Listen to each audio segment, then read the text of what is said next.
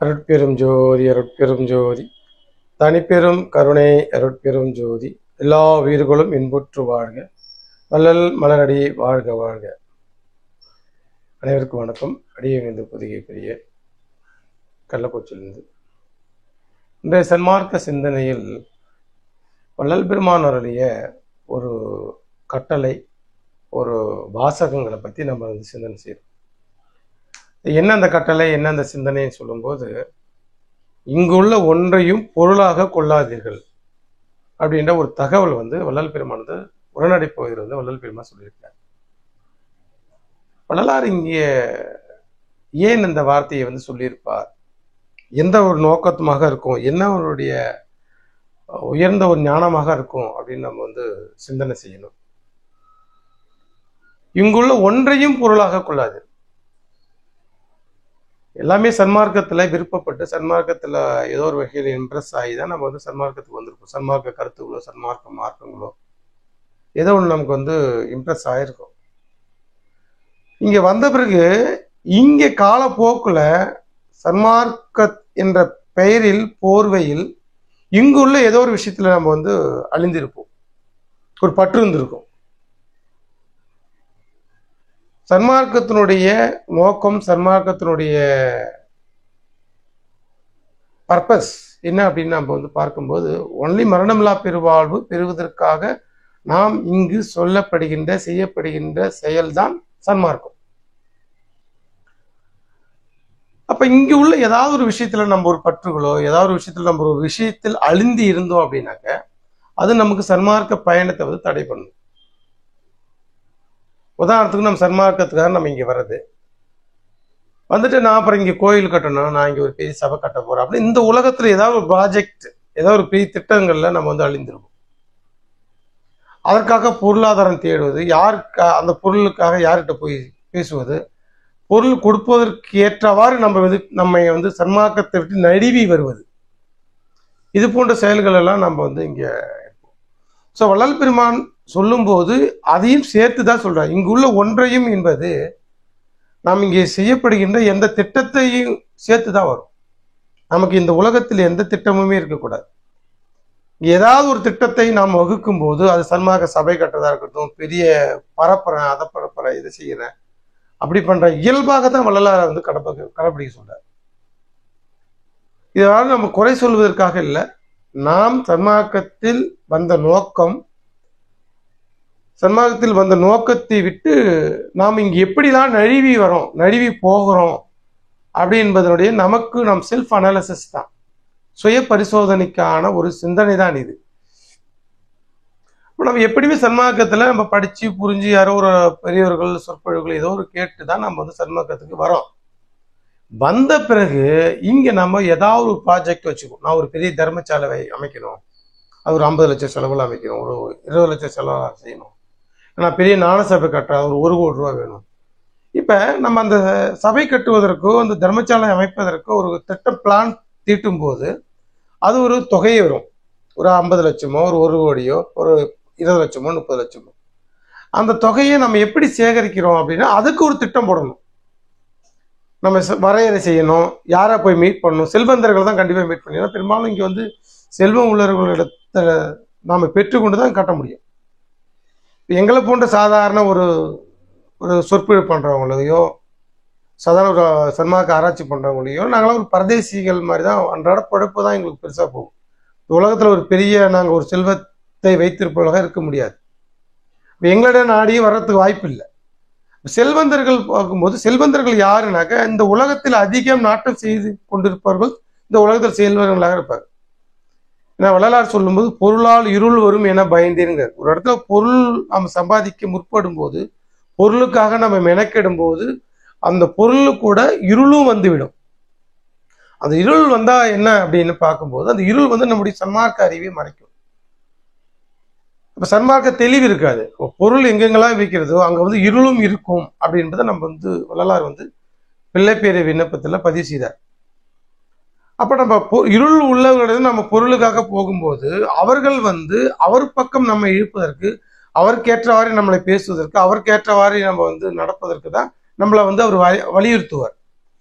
நாமும் என்ன செய்வோம்னாக்க அவருக்கு நம்ம சன்மார்க்க ஒழுக்கம் சன்மார்க்க ஒரு நிலைப்பாட்டிலிருந்து கொஞ்சம் நழுவி கொஞ்சம் தழுவி கொஞ்சம் இறங்கி தான் அவர்கிட்ட நம்ம வந்து பேச வேண்டியிருக்கும், நடைமுறை நடக்க வேண்டும்.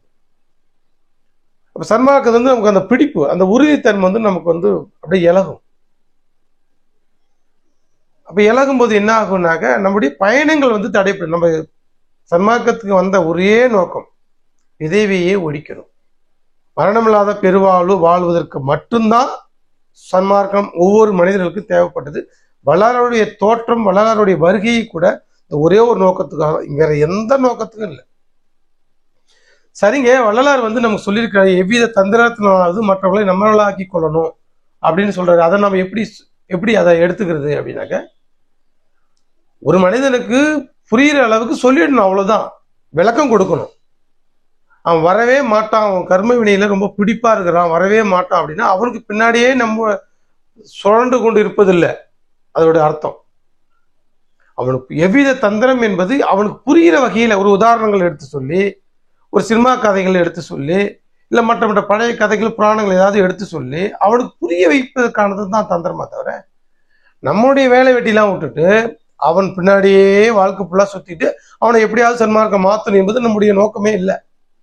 நம்முடைய ஆன்ம உரிமை அவனுக்கு சன்மார்க்கத்தை சொல்லிக் கொடுக்கணும், சன்மார்க்கத்தை புரிய வைக்கணும், இது ஒரு ஆன்ம உரிமை, அவ்வளவுதான். தவிர வள்ளலார் வந்து யாருடையாவது அவர் வாழ்வியலை நாம் ஆராய்ச்சி பண்ணும்போது வள்ளலார் வந்து யாரையாவது சன்மார்க்கம் மாற்றியே தீர வேண்டும் என்பதற்கு என்ற கங்கணம் கட்டி கொண்டு எந்த ஊருக்கோ இல்லை எந்த ஒரு தனிப்பட்ட சங்கத்துக்கோ தனிப்பட்ட மனிதரையோ முழுக்க தன்னுடைய வாழ்க்கையில அதுக்காக செலவு பண்ணி கொண்டே இருந்தார் அப்படின்னு நம்ம சொல்ல முடியுமா? அப்படின்னு சொல்ல முடியாது. வள்ளல் பெருமான் எப்போதும் அவர் தன்னுடைய நிலைப்பாட்டில உறுதியாக இருந்தார். தான் இறைவனை நோக்கி அடைவது எப்படியாவது அடைய வேண்டும் என்பதிலும், தன்னை ஒழுக்கப்படுத்திக் கொள்வதிலும், தான் எவ்வித விதத்திலும் இந்த தன்னுடைய உறுதியிலிருந்து நலிவிடக்கூடாது. இங்க எந்த ப்ராஜெக்டையும் ஏற்படுத்தி கொண்டு இங்க ஒரு பெரிய தர்மசாலையோ பெரிய ஞானசபைகளோ அப்படின்னு அங்கேயே உட்கார்ந்துக்கிட்டு நம்முடைய வாழ்வியலை செலவுகளை கழித்து விடக்கூடாது என்பது வள்ளல் பெருமான் ரொம்ப தெளிவாக இருந்தார். அவர் எப்பொழுதுமே வள்ளலார் வந்து தன்னுடைய நோக்கம் எது, அருட்பெருஞ்சோதி இறைவனை நினைப்பது. எப்படி நினைப்பது? புண்படா உடம்பும் புரைபடா மனமும் பொய்ப்படா ஒழுக்கத்தோடு பொருந்தி கண்படாது இரவும் பகலும் நிந்தனையே கருத்தில் வைத்து ஏற்றுவதற்கு சிந்தேன். உண்பனே எனினும் உடுப்பனே எனினும் உலகரையே நம்பிலே, எனது நண்பனை உனையே நம்பினேன் கைவிடேன். என்ன சாப்பாட்டுக்கே இல்லைன்னா கூட பரவாயில்ல, அப்பயும் இந்த உலகத்தவர்களை யாரும் நான் நம்பிக்கொண்டிருந்த.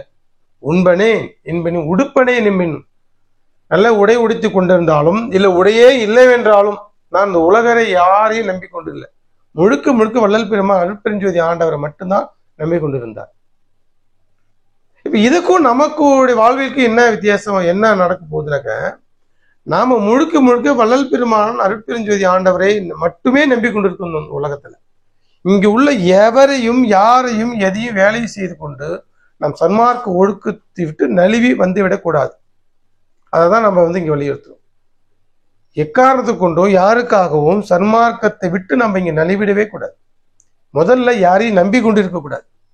ஒன்னும் தன்னம்பிக்கை, எப்படியாவது நம்மளால் முடிந்து செய்ய முடியும். ரெண்டாவது இறைநம்பிக்கை. இதுதான் நம்முடைய வெற்றியினுடைய நம்முடைய திட்டத்தினுடைய இரு கண்கள். அப்ப நம்ம எப்படியாவது இறைவன் நமக்கு கொடுப்பார், அவ்வளவுதான். எப்படியாவது இறைவனுடைய அருளுக்கு தயவுக்கு கருணைக்கு நான் பாத்திரமா மாறிவிடுவேன் என்ற தன்னம்பிக்கை. தன்னை எப்படியாவது நான் ஒழுக்கப்படுத்தி விடுவேன், எதையும் தாங்கிக் கொள்வேன், எந்த துன்பத்தையும் தாங்கிக் கொள்வேன், எந்த ஒரு இன்பத்தையும் கையாளுகின்ற ஒரு பக்குவத்தோடு நான் கண்டிப்பா இருப்பேன் அப்படின்ற தன்னம்பிக்கை. இதுக்கு இறைவன் கண்டிப்பா நமக்கு வந்து துணை புரிந்து கொண்டே இருப்பார், இறைவன் என்னை கைவிட மாட்டார் என்ற இறைநம்பிக்கை வள்ளல் பெருமானுக்கு அதுதான் இருந்தது. இங்க வள்ளல் பெருமான் பொருளுக்காக காசுக்காக யாரையும் போயிட்டு அப்ரோச் பண்ணதுனாக, நான் சபை கட்டுறேன் எனக்கு காசு கொடுங்க, நான் தர்மசாலை கட்டுறேன் காசு கொடுங்க அப்படின்னு எந்த ஒரு தனிப்பட்ட நபரிடம் போயிட்டு அதுக்காக மெனக்கிட்டதாக ஒரு வரலாறு இல்லை.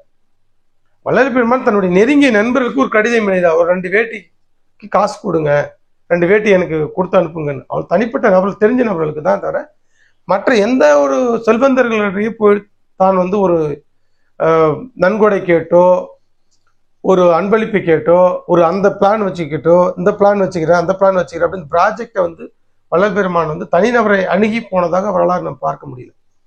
தர்மசாலை தொடக்க விழாவில் கூட வள்ளல் பெருமான் அங்க வந்து ஒரு ஸ்பீச் கொடுக்குறாரு. இந்த தர்மசாலை மற்றவங்களுக்கு புண்ணியத்தால் தான் நடக்கணும், இது நல்ல ஒரு புண்ணியமான காரியம், இந்த புண்ணியத்தும் உங்களால் என்ற பொருள்களை கொடுத்து அதனால் வருகின்ற லாபத்தை நீங்க பங்கிட்டுக் கொள்ளுங்கள். பாரு எப்படி அவர் கூட ரெக்வஸ்ட் கூட பண்ணல. ஒரு விஷயம் நடக்குது, அது தர்ம காரியம், அந்த தர்ம காரியங்களை நீங்க கலந்துக்கலாம். கலந்துக்கிட்டு உங்களுடைய பொருளுதவியை கொடுத்தீங்கன்னாக்க அந்த பொருளால் வருகின்ற ஆன்ம லாபத்தை நீங்க பங்கிட்டு ஷேர் பண்ணிக்கிங்க. அவ்வளவுதான். ஒரு ஷேர் ஹோல்டரா தான் இங்க வள்ளல் பெருமான் வந்து இங்க இருக்கு. ஒரு ஆன்ம லாபம் அடையிறதுக்கு ஒரு ஷேர் ஹோல்டரா தான் ஒரு வள்ளல் பெருமான் வந்து அறிவிக்கு ஒரு கட்டளை, ஒரு அறிவிப்பு விடுறார். அதை தவிர்த்து தனிப்பட்ட நபர்களிடம் போயிட்டு ஒரு வெளியே போயிட்டு நான் அதை செய்ய போறேன் இதை செய்ய போறேன்னா நம்ம வள்ளல் பெருமான் அதற்காக தன்னுடைய காலத்தை வந்து விரயம் செய்து கொள்வதாக தெரியல. மாறாக கண்படாது இரவும் பகலும் கடவுளையே நினைத்து கொண்டு இருந்தார் அப்படின்றதுக்கான சான்றுகள் தான் நமக்கு அருட்பா சொல்லுது. கண்படாது இரவுங்கிறார். சரியா தூக்கம் கூட கடவுளை நினைத்து நினைத்து நினைத்து கொண்டு சரியான தூக்கம் கூட எனக்கு இல்லைங்கிறார். இப்ப கடவுள் பால் அவ்வளவு ஒரு ஒற்றுமை, அவ்வளவு ஒரு பண்புகளாக வள்ளலார் வந்து சொல்றார். என்ன நடக்குது? நம்ம நம்ம நம்ம சகோதரர்கள் நம்ம இப்ப என்ன செய்து கொண்டிருக்கிறோம் அப்படின்னாக்க, சன்மார்க்கத்துக்கு இங்க வரோம், வந்துட்டு நம்ம கொஞ்சம் சன்மார்க்கத்தை தெரிஞ்சுக்கிட்டு அவரவர் தன்னை ஒரு நிரூபித்துக் கொள்வதற்காக நான் ஒரு பொதிகை பிரியன் அப்படின்னாக்கா, பொதிகை பிரியன்னா யாரு? பொதிகை பிரியன் ஒரு தனி இடம், ஒரு தனி சபை, ஒரு தனி தர்மசாலை, தனி ஒரு சாம்ராஜ்யத்தை இங்க உருவாக்கிட்டு நாம் செல்லணும் அப்படி என்பது நமக்கு ஒரு மாயை வந்து நமக்கு வந்துடுது. இதன் காரணமாக என்ன நடக்குதுன்னாக்க, அதுக்கு ஒரு திட்டம், பொருளாதாரம். அந்த உலகத்தில் நம்ம எந்த திட்டங்கள் போட்டாலும் அந்த திட்டங்கள் பொருளாதாரத்தை வைத்துதான் நம்ம நிறைவேற்றி கொள்ள முடியும். பொருளாதாரத்துல நமக்கு இல்லை, நம்ம வீக்கர்ஸ். ஏன் வீக்கர் பொருளாதாரத்துல அப்படின்னாக்க, நம்ம சன்மார்க்கத்துக்காக இந்த உலகத்துல நிறைய நேரங்கள் செலவு செய்வதனால பொருளாதாரத்துக்காக நம்ம செலவு செய்ய முடியல. இப்ப பொருளாதாரத்துக்காக அதிகமா செலவு செய்தா சன்மார்க்கத்துக்காக செலவு செய்ய முடியாது. ரெண்டு தான். ஒன்னும் சன்மார்க்கத்துக்காக செலவு செய்யும் போது பொருளாதாரத்துக்கான செலவினங்கள் நேரம் குறைஞ்சிரும். இல்லைன்னா பொருளாதாரத்துக்காக நம்ம செலவிட மெனக்கெட ஆரம்பிச்சோம்னா சன்மார்க்கத்தில் செலவிடும் நேரம் வந்து குறைஞ்சிரும். அது எந்த துறையாக இருந்தாலும், நான் பண்ற மருத்துவத்துறை தான், நான் அதிகமா மருத்துவத்துறையில ஈடுபட சன்மார்க்கத்துல இருந்து நேரம் குறைஞ்சிரும். சன்மார்க்கத்துல நேரம் அதிகமாக நம்ம மருத்துவம் செய்யறதுல நேரம் குறைஞ்சிரும். அவ்வளவுதான், சிம்பிள் திங்ஸ், அவ்வளவு. அப்ப இந்த உலகையில் என்பதும் அப்படிதான். இந்த உலகில் அதிகமா யார் செலவு செய்து கொண்டிருப்பாங்களோ அவளிடம் தான் பொருளாதாரம் இருக்கும். அப்ப அவளிடம் வந்து பெரிய பக்குவம் இருக்குமா, தெளிவு இருக்குமா அப்படின்னா இருக்காது. ஏன்னா நான் ஏற்கனவே சொன்ன மாதிரி பொருளால் இருள் வரும். அப்ப இருளோடு இருப்பவரை விட நம்ம பொருளுக்காக மெனக்கெடும் போது நம் சன்மார்க்கத்தை விட்டு நம்ம நழுவி போக வேண்டியிருக்கும். அவர்களுக்காக நம்ம பாவனை செய்ய வேண்டியிருக்கும், அவர்களுக்காக நம்ம நடிக்க வேண்டியிருக்கும், அவர்களுக்காக நம்ம சன்மார்க்கத்தை விட்டு நழுவ வேண்டியிருக்கும். சன்மார்க்கத்துக்கு நம்ம இங்க வந்த நோக்கம் வந்து இங்க எந்த திட்டமும் இருக்கக்கூடாது. இங்க அதை கட்டணும் இதை கட்டணும் அப்படிங்கிற நோக்கம் தேவையற்ற ஒரு நோக்கம். அதற்காக நம்ம காலமும் நேரமும் தான் செலவாகணும். நம்ம காலமும் நேரமும் செலவு செய்யறது மட்டும் இல்லாம நம்ம சன்மார்க்கத்துக்கு வேல்யூ பண்றத நான் நினைச்சிட்டு இந்த உலகையில் பொருளாதாரத்துக்கு வேல்யூ பண்ண ஆரம்பிச்சிடும். இப்போ வள்ளலார் ரொம்ப தெளிவா இங்குன்ற ஒன்றையும் பொருளாக கொள்ளாது. வள்ளலார் வந்து 1867 வந்து தர்மசாலை துவங்கினார். வள்ளலார் எவ்வளவு காலம் தர்மசாலையில வந்து அன்னதானம் போட்டிருப்பாருன்னு நம்ம நினைக்கிறீங்க? நம்ம ரொம்ப நிறைய சிந்தனைகள் செய்யும் போது ஒரு 5 ஆண்டுகளுக்கு, ஒரு 7 ஆண்டுகளுக்கு மேல கூட வள்ளலார் வந்து தர்மசாலையில இருந்ததாக ஒரு வரலாற்று நம்ம பார்க்க முடியல. அது மட்டும் இல்ல, இந்த சாலையால் எனக்கு சலிப்பு உண்டாகிறது அப்படின்னு ஒரு கருத்துரையை வந்து பதிவு பண்றார். தர்மசாலை, இந்த சாலையால் எனக்கு சலிப்பு உண்டாகிறது, இந்த சலிப்பு மற்றவர்களுக்கும் நமக்கும் உபத்திரம் செய்யுங்கிறார். அப்ப சாலையில் உள்ளவங்க கூட இருக்கிறவங்க வாய் அடங்கி மனம் அடங்கி இருக்கணும். சன்மார்க்க ஒழுக்கத்துக்கு வாய் அடங்கி மனம் அடங்கி இருக்கணும். இங்க எவ்வளவுதான்.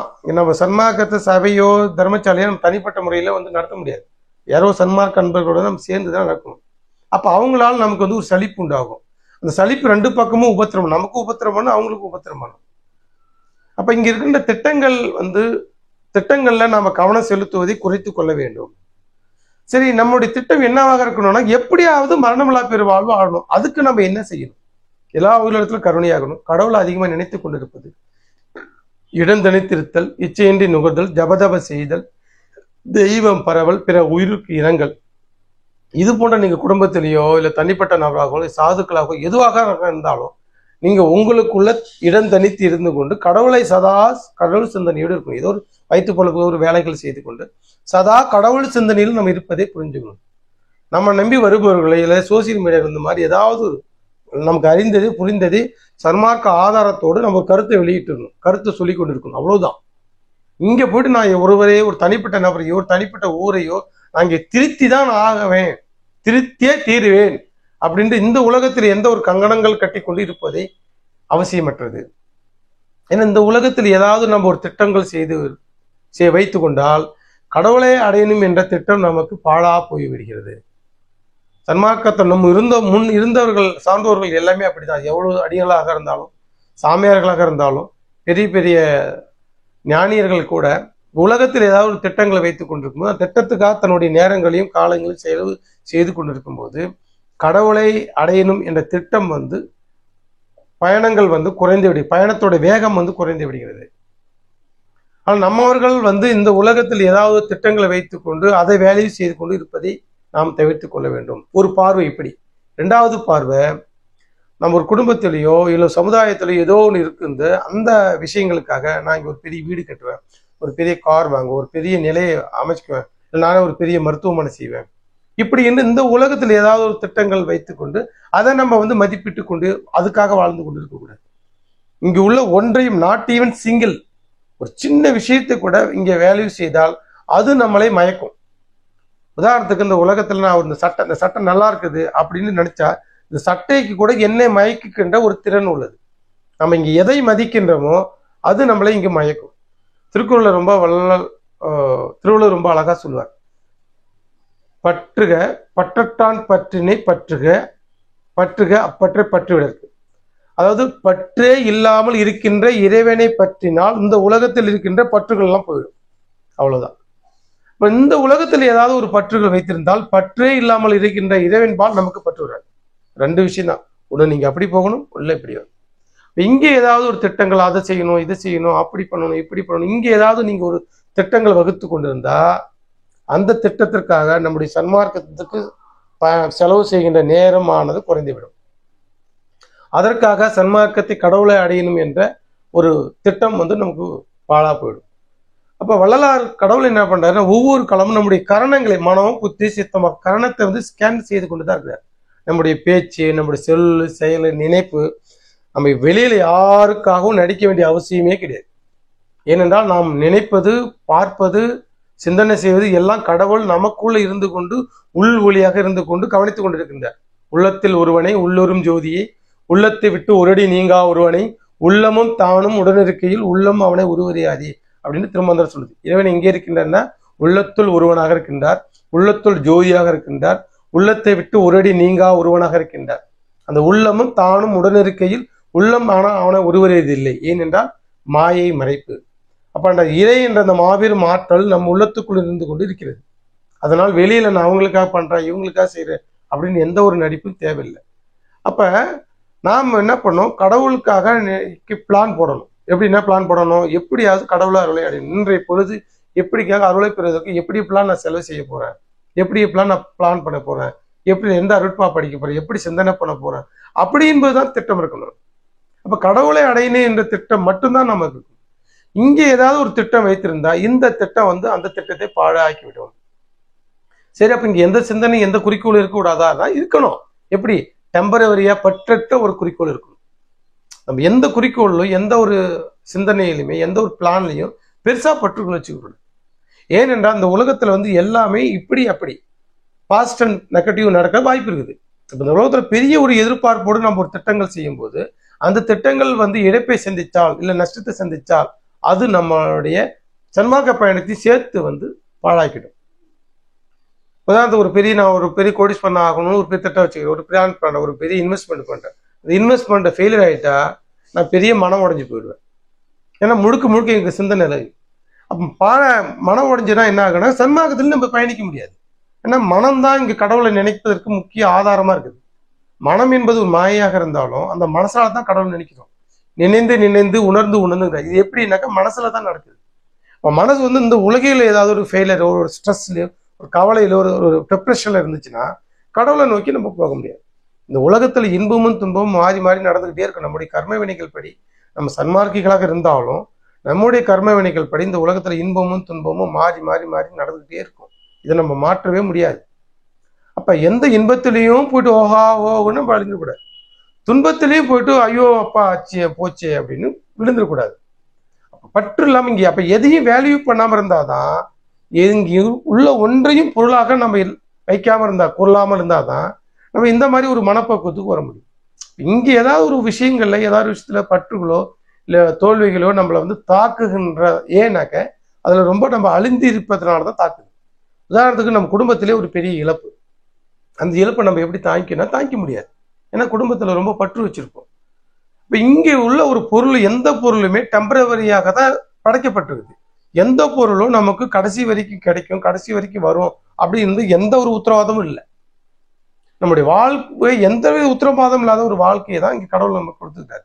அப்ப நம்ம உத்தரவாதமாக இருக்கும் வரும் அப்படி என்ற ஒரு ஏமாற்றத்தோடு நம்ம என்ன பண்ணுவோம்? நம்பிக்கொண்டு இருப்போம், வேல்யூ பண்ணிக்கிட்டு இருப்போம், நம்பிக்கொண்டு இருப்போம். இந்த பணத்தையோ, இந்த பொருளையோ, இந்த சொந்தத்தையோ, இந்த பந்தத்தையோ, இந்த ஒரு வேலையோ, எதையோ ஒண்ணு நம்ம நம்பிக்கிட்டு இருப்போம். அதைதான் நம்பியிருக்கிறேன், அதைதான் நம்பியிருக்கிறேன். நான் வள்ளலார் சொல்றா, என் பலம் என தொழுது ஏத்துனருக்கு அம்பலமாகிய அருட்பெரி. நம்முடைய பலம் என்று இந்த உலகத்தில் இருக்கின்ற எதுவுமே கிடையாது. நம்முடைய பலம் என்ன? ஓன்லி அருட்பெரி. நான் வந்து வள்ளல் பெருமான் எனக்கு பலமா இருக்கிறார், தாயாகி தந்தையுமே அவரு எனக்கு தாங்குவாரு அப்படி என்ற ஒரு பலம், எம்பலம், என்னுடைய பலம் அருட்பெருஞ்சோதி தான், என்னுடைய கடவுள் தான் என்னுடைய பலம் அப்படி என்று நம்பிக்கொண்டு இருப்பவருக்கு அந்த பலமாக கடவுளை வந்து வைங்கிறார். இப்ப இந்த உலகத்துல ஏதாவது என்னுடைய அழகு என்னுடைய பலம், என்னுடைய வயசு என்னுடைய பலம், என்னுடைய சொந்த பந்தம் தான் என்னுடைய பலம், எனக்கு இருக்கிற பொருளாதாரம் தான் பலம், எனக்கு அந்த நல் பெயர் தான் பலம் அப்படி இங்க உள்ள ஏதாவது நம்ம ஒரு பலமா நினைத்து கொண்டு நம்பிக்கொண்டு இருந்தா அந்த பலம் ஒரு நாளைக்கு வந்து உடைப்பட்டு போகும். உடைப்பட்டு போகும்போது என்ன நடக்கும் அப்படின்னாக்க நம்ம மனம் உடைஞ்சிரும். இப்ப மனம் உடைஞ்சிச்சுன்னா என்ன பண்ணோம்? மனம் வந்து கடவுளை நோக்கியோ கடவுளை நினைச்சு கொண்டே இருக்காது. அப்ப கடவுளை நோக்கி போகின்ற அந்த பயணம் வந்து தடைப்பட்டு போயிடும். இது ரொம்ப முக்கியம். இந்த உலகத்தில் இங்கு எந்த ஒரு பிளானும் வைத்துக் கொண்டு இருக்கக்கூடாது, சன்மார்க்க சார்ந்த பிளான் கூட வைக்க கூடாது என்பதுதான் என்னுடைய சிந்தனை. அது இல்லைங்க, நான் சன்மார்க்க சார்ந்த பிளான் வச்சுக்கணும், சன்மார்க்க சார்ந்த பிளான் கூட இந்த உலகத்தை வச்சுக்கூடாது. இயல்பா ஏதாவது கொடுத்தா, நம்மளோட 100 ரூபாய் கடவுள் கொடுத்தா அது ஒரு 50 ரூபாய் ஜீவகாரணி பண்ணலாம். இல்ல நான் எப்படியாவது 1,00,000 பேருக்கு நான் சாப்பாடு போடுவேன் அப்படி என்று பிளான் வச்சுக்கிட்டா நாம சன்மார்க்கத்தை நலி வந்துடும். ஏன்னா அந்த 1,00,000 ரூபாய்க்கு ஒரு நாளைக்கு அன்னதானம் பண்றதுக்கு அதுக்காக அந்த உலகத்துல ஓட வேண்டியிருக்கும், பல பேர்த்திட்ட நன்கொடை கேட்கணும், பல பேர்த்திட்ட பண்ணணும், அதுக்கேற்ற மாதிரி தன்னுடைய சன்மார்க்க உறுதியிலிருந்து நம்ம நழுவ வேண்டியிருக்கும். அப்ப இந்த உலகத்தில் சன்மார்க்க சார்ந்த பிளான் கூட எதுவும் வச்சுக்கூடாது. ரெண்டாவது உலகியல் பிளான், உலகியல் திட்டங்களும் பெருசா நம்பிக்கூடாது. கடவுள் உனக்கு இது கொடுக்கணும், பிராப்தம் இருந்தா கொடுப்பார், பிராப்த கர்மாப்படி நமக்கு இதை அனுபவிக்கணும் அப்படின்னா கடவுள் கொடுப்பார். எதை கொடுத்தாரோ அதுக்கு ஏற்ற மாதிரி நம்ம வாழ்ந்து கொண்டு இருக்கின்ற ஒரு சிந்தனையில தான் இருக்கணுமே தவிர அப்படி யதார்த்தமாக சகஜமாக வள்ளலார் சொல்ற சகஜமாக நம்ம கடைப்பிடிக்கணும். நம்ம இந்த உலகத்தில் ஒரு பிளானோட கடைப்பிடிக்கிறது, பெரிய திட்டங்களோட பெரிய ப்ராஜெக்டோட கடைப்பிடிக்க கூடாது, வாழவும் கூடாது. உலகத்துல எந்த ப்ராஜெக்ட் வச்சாலும் அந்த உதாரணத்துக்கு நான் ஒரு கோடி ரூபாய் ஒரு பெரிய வீடு கட்டுனாக்க இப்ப நான் செய்யற தொழில எனக்கு நிறைய கமிட்மெண்ட் வந்துடும். நான் ஒரு மாசத்துக்கு இவ்வளவுதான் சம்பாதிச்சு ஆகணுங்கிற கமிட்மெண்ட், சம்பாதிச்சு ஆகணுங்கிற கமிட்மெண்ட் வந்தா நான் செய்யற தொழில நான் வந்து ஊழலோ இல்ல அதிக பாவங்களோ சேர்க்க வேண்டியிருக்கும். ஏன்னா என்னோட டார்கெட் இது, என்னோட பிளான் இது. அதுக்காக நான் வந்து என்னுடைய நியாயப்படி சம்பாதிக்கும் போது அது பத்தல, ஒரு காலகட்டத்துக்கு தெரிஞ்ச கணக்கு வந்துடும். ஆக இவ்வளவு பிளான் போட்டிருந்தா நான் மாசம் இவ்வளவு சம்பாதிச்சா நான் 1 கோடி ரூபாய் ரீச் பண்ண முடியாது, பெருசா கார் வாங்க முடியாது, பெருசா வீடு கட்ட முடியாது, அப்ப நான் நிறைய சம்பாதிக்கணும் அப்படின்னா அதிக நேரம் சம்பாதிக்கலாம். அதிக நேரமும் சம்பாதிச்சும் பத்தலைனாக்க நம்ம வந்து நம்முடைய அறம், நம்முடைய எத்திக்கல், சன்மார்க்க ஒழுக்கத்திலிருந்து நம்ம நழுவ வேண்டியிருக்கும்.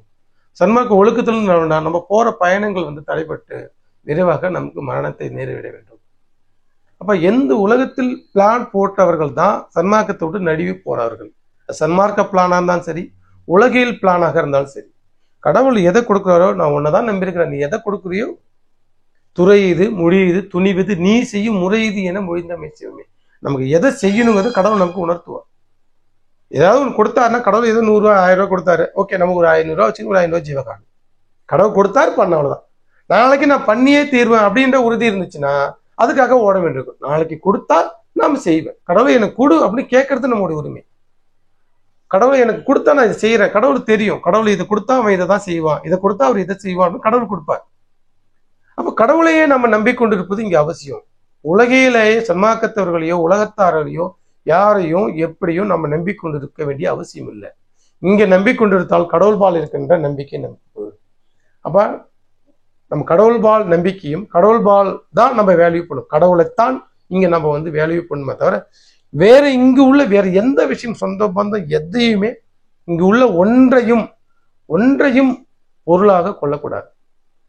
கொன்றம் அப்படின்னா நம்ம சன்மார்க்க பயணங்கள் வந்து கெட்டு போயிடும். சன்மார்க்கத்தில் பயணிக்கின்ற பயணங்கள் வந்து தடைபடும். நமக்கு முன்ன இருந்தவர்கள் எல்லாம் இப்படிதான் ஏதாவது இங்க உள்ள விஷயத்துங்கள்ல பயணிச்சு இங்க உள்ள விஷயங்கள் ஏதாவது திட்டங்கள் பிளான்களை ஏதாவது போட்டுதான் சன்மார்க்கத்துடைய பயணத்தை வந்து தேங்கி நின்றார்கள். பயணம் செல்லாமல் தேங்கி நின்று அவர்கள் மரணத்தை சந்தித்ததாக நமக்கு வந்து நம்முடைய சிந்தனைக்கு வருது. அப்ப நாம அடுத்த தலைமுறைகளாவது நம்ம என்ன செய்யணும், இங்கு உள்ள ஒரு பெரிய ப்ராஜெக்ட் அதை காட்ட போறேன் இதை காட்ட போறேன், எந்த திட்டங்களும் கடவுள் கொடுத்தா காட்டுங்க, இல்லைன்னா கடவுள்கிட்ட பிரார்த்தனை பண்ணி நீங்க எப்படி முன்னேறணும் அப்படின்னு அது எப்படி கடவுளை நோக்கி போகணுங்கிற ஒரு சிந்தனை இருந்தா போகும். நமக்கான ஒரு அடையாளங்களை இங்க வந்து தேவையே கிடையாது. நமக்கான எந்த ஒரு அடையாளங்களையும் இந்த சாமி இந்த சபை கட்டினா இந்த சாமி இது கட்டினா நம்முடைய இறப்புக்கு பிறகு போட்டோ வைக்கணும் தேவையே கிடையாது. இங்க நமக்கான அடையாளங்கள் இங்க எதுவுமே இருக்க வேண்டிய அவசியமே கிடையாது. இங்க எல்லா அடையாளமாக கடவுள் மட்டுமா இருந்தா போதும். நமக்கான தனி அடையாளங்கள் எது தேவையில்லை.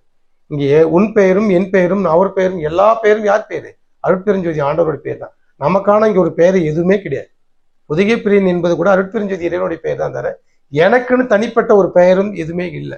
நமக்கான ஒரு அடையாளம், நமக்கான ஒரு சொந்தம், நமக்கான ஒரு பொருள்னு இங்க எதுவுமே கிடையாது. எல்லாம் அவருடையது தான். அதனால அவருடைய பெயர் இருந்தா மட்டும் போதும். இங்க நம்முடைய பெயருக்கான பெயரும் அடையாளமும் இந்த உலகத்தில் எதுவுமே அவசியமே தேவையில்லை.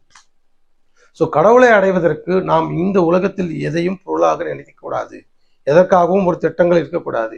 எதையும் நம்பிக்கொண்டு இருக்கக்கூடாது. எதற்காகவும் நம்ம வந்து சார்ந்து இருக்கக்கூடாது. கடவுள் கிடைத்தால் அதுக்கு நம்ம வந்து ஆன்ம நேயம் தழுவாமல் ஆன்ம நேயம் மீறாமல் நம்ம இங்க எல்லாத்தையும் பயன்படுத்திக்கலாம்.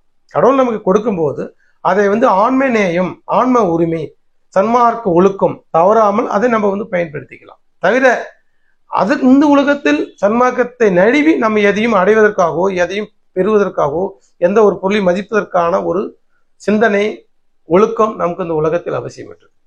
ஏனென்றால் நம்ம சன்மார்க்கத்தை நிறைய பேர் இப்போ 2-3 வருஷத்துக்கு முன்னே வந்தவங்கலாம் கூட சபை கட்டுறேன் அது பண்ண ஒரு நாள் அடலூருக்கு வந்தா கூட மறுநாளே போயிட்டு எங்க ஊர்ல நான் சபை கட்டுறேன், எனக்கு இவ்வளவு ப்ராஜெக்ட் அவ்வளவு ப்ராஜெக்ட் காசு கொடுங்க அது கொடுங்க. சன்மார்க்கத்தை பார்த்தாவே உலக மக்கள்லாம் ஐயோ டொனேஷன் கேட்க வரான், அன்பளிப்பு கேட்க வரான்னு பயந்து போகக்கூடிய ஒரு நிலைப்பாட்டை நமக்கு முன்னாடி இருந்தவங்கலாம் எடுத்துக்கிறாங்க. சன்மார்க்க நான் வள்ளலார் வணங்குறேங்க அப்படின்னா நமக்குள்ள பெரிய சொத்து சன்மார்க்கம் இருக்குது. அதை கேட்பதற்கு நம்மளை வேல்யூ பண்ணணும்.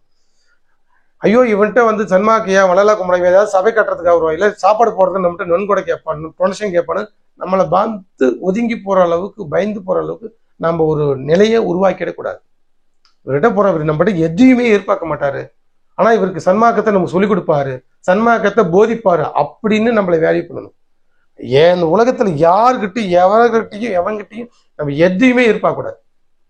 நம்ம கிட்ட தான் அவன் எதிர்பார்க்கணும். சன்மார்க்கத்தான் தான் உழைந்தோர்கள், சன்மார்க்கத்தான சான்றோர்கள், சன்மார்க்கத்துல தான் உண்மையுமே இந்த உலகத்தில் மனிதனாக பிறந்த ஒரு பயனை அடைய வாழ்ந்து கொண்டு இருக்கின்ற பெரியோர்கள். அப்போ நம்மளதான் இந்த உலகம் வந்து வேல்யூ பண்ணணும். எப்ப வேல்யூ பண்ணும்? உலகில்கிட்ட எதையுமே எதிர்பார்க்காம இருக்கும்போது மட்டும்தான் நம்மளை வந்து வேல்யூ பண்ணும். எதற்காக எதையாவது ஒரு சின்ன விஷயத்துக்காக இந்த உலகத்தில் எதிர்பார்த்தா கூட நம்மளை சார்ந்த சன்மார்க்கத்தையும் தாழ்வாக நினைப்பார்கள். சன்மார்க்கத்துக்கு நம்மளால எந்தவித தாழ்வான பெயரோ கெட்ட பெயரோ இருக்கக்கூடாது.